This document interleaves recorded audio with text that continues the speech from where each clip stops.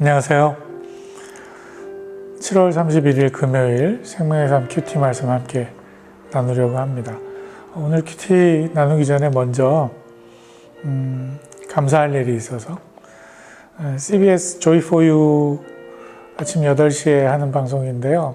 송정훈의 샬롬 시스템이라는 프로에 우리 권명숙 성도님께서 우리 교회 최애송이라는 코너에 우리 더자연교회 홍보해 주셔서 945명이나 되시는 분들이 좋아요 눌러주시고 또 응원의 메시지 보내주시고 그러셔서 제가 오늘 아침에 1시간 동안 너무 행복하고 또 감사했습니다.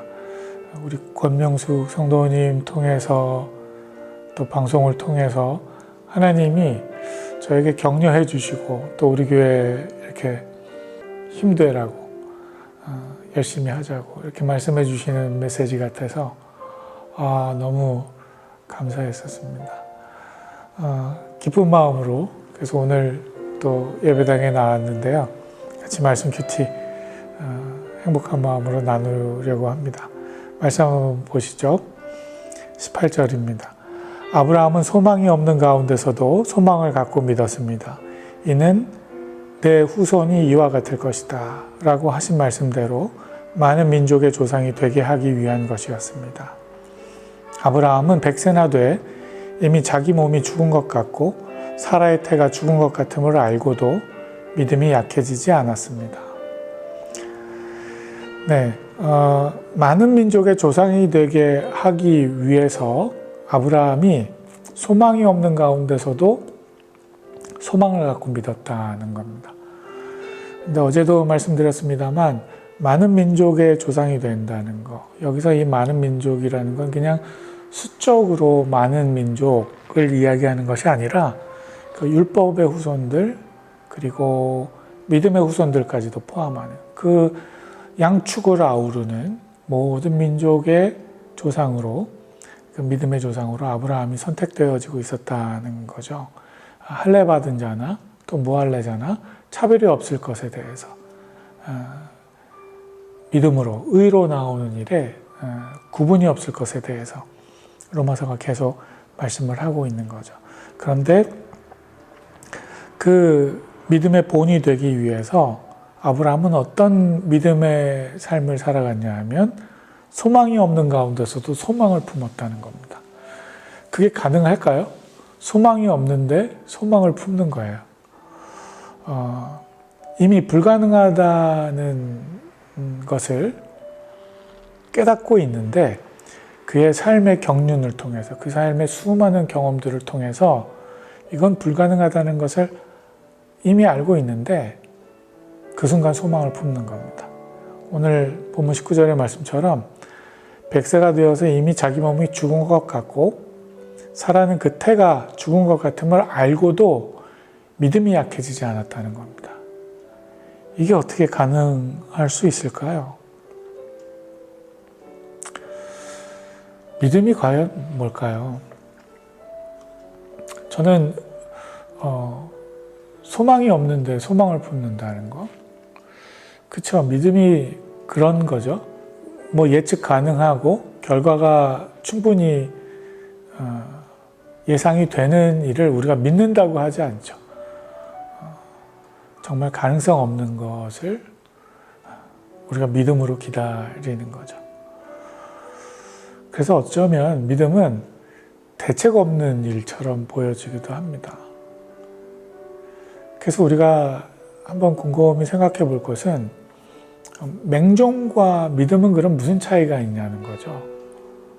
그냥 정말 대책 없이 아무런 판단 없이 그냥 믿고 신뢰하고 그냥 나아가는 수많은 그 이단의 행태들, 그런 맹종과 하나님을 향한 이 믿음은 무슨 차이가 있냐는 거죠.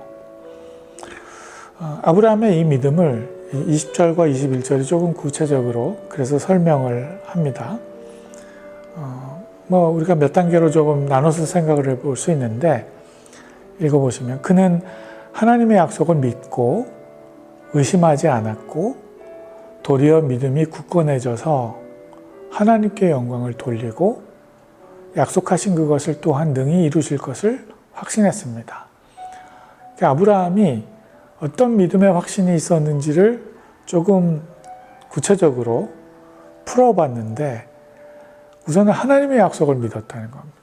하나님이 말씀하시는 일들에 대한 하나님이 주셨던 그 약속, 이것을 믿고 의심하지 않고 그 믿음을 더 굳건히 세워나가는 것.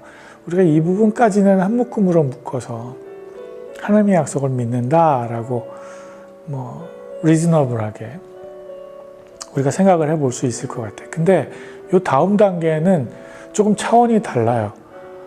하나님께 영광을 돌렸다는 겁니다. 일어나지 않은 가능성 없는 일에 대해서 우리가 믿음을 고백하는 것까지는 신앙인으로서 우리의 경험을 통해서 수긍할 수 있죠. 근데 그 순간 하나님께 영광을 돌렸다는 거예요. 이건 미래형이 아니에요. 그러니까 일어나지 않은 하나님의 약속을 지금 이 순간에 내 삶 속에서 영광을 돌리고 있는 겁니다. 그러니까 이건 다시 표현하자면 미래에 되어질 일을 지금 이 순간 하나님의 약속을 신뢰함으로 미리 살아가는 것입니다. 그렇기 때문에 하나님께 영광을 돌릴 수 있는 것입니다. 그래서 우리가 하나님께서 우리에게 주시고자 하는 그 하나님의 나라, 그 영광된 삶을 이 땅 가운데서 살아가게 되는 거예요. 믿음의 자녀들은 그래서 다른 시각으로, 다른 삶의 개념으로 이 시간을 살아가는 겁니다. 그래서 항상 기뻐하고 쉬지 말고 기도하고 범사에 감사할 수 있는 삶을 살 수 있는 것입니다. 여기에 비밀이 있죠. 약속하신 그것을 또한 능히 이루실 것을 확신했습니다. 이 확신이 있기 때문에 삶 가운데 하나님께 영광 돌리는 일도 있게 되는 거죠. 그래서 22절 말씀 보면 그러므로 이것이 그에게 의로 여겨졌습니다. 아브라함이 의로 여겨지게 된 이유는 하나님께서 주신 약속을 제가 믿습니다. 아멘. 했기 때문이 아니라 그것과 더불어 그 하나님의 약속을 미리 함께 이 순간 살아가는 그 하나님의 영광을 돌리는 그 삶의 실체가 바로 이 현 시간 속에서, 우리의 삶의 시간과 공간 속에서 이루어지고 있었기 때문이라는 거예요. 그 삶을 하나님은 의로 여겨주신다는 겁니다. 더 한번 보시면 그에게 의로 여겨졌다는 말은 아브라함만을 위해 기록된 것이 아니라 의롭다는 인정을 받을 우리, 곧 우리 주 예수를 죽은 사람 가운데서 살리신 분을 믿는 우리도 위한 것입니다. 아브라함이 그렇게 의로 여겨진 그 과정, 그 삶은 아브라함만을 야, 이런 사람이 있었어 라고 증거하기 위해서 기록하고 있는 말씀이 아니라 이 말씀을 보고 이 말씀을 믿고 그 믿음의 삶을 살아가며 아브라함과 동일하게 영광의 삶을 하나님께 올려드릴 우리들, 또 우리 주 예수를 죽은 사람 가운데서 살리신 그분, 그 하나님을 믿는 우리도 위한 것이라는 겁니다. 25절, 복음에 대해서 정리를 하는데요. 그 예수께서는 우리의 범죄로 인해 죽음에 넘겨주셨고 우리의 의를 위해 살리심을 받았습니다. 우리가 고백하는 우리의 주님 예수, 그분은 그 죽으심이 그분의 죄 때문이 아니고 우리의 범죄로 인한 죽음이셨다는 거죠. 그런데 그 다음이 아주 중요해요. 우리의 의를 위해 살리심을 받았다. 그 예수는 나는 죽음에서도 다시 살아날 수 있는 존재, 나 이런 존재야 라는 것을 자랑하기 위해서가 아니라 바로 저와 여러분을, 우리를 의로운 자로 여겨주시기 위해서 그분이 살아나셨다는 거예요. 이 얼마나 깊이 있는 말씀입니까?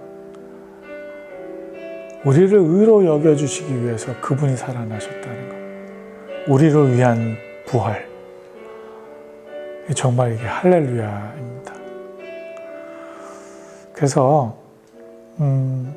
저와 여러분이 오늘 하루의 삶을 살아가실 때에도 우리가 예수를 증거하고 그 복음을 우리가 함께 선포하며 하나님께 영광을 돌릴 충분한 이유가 있는 겁니다. 그분의 부활하심이 바로 저와 여러분을 위한 부활이셨기 때문입니다.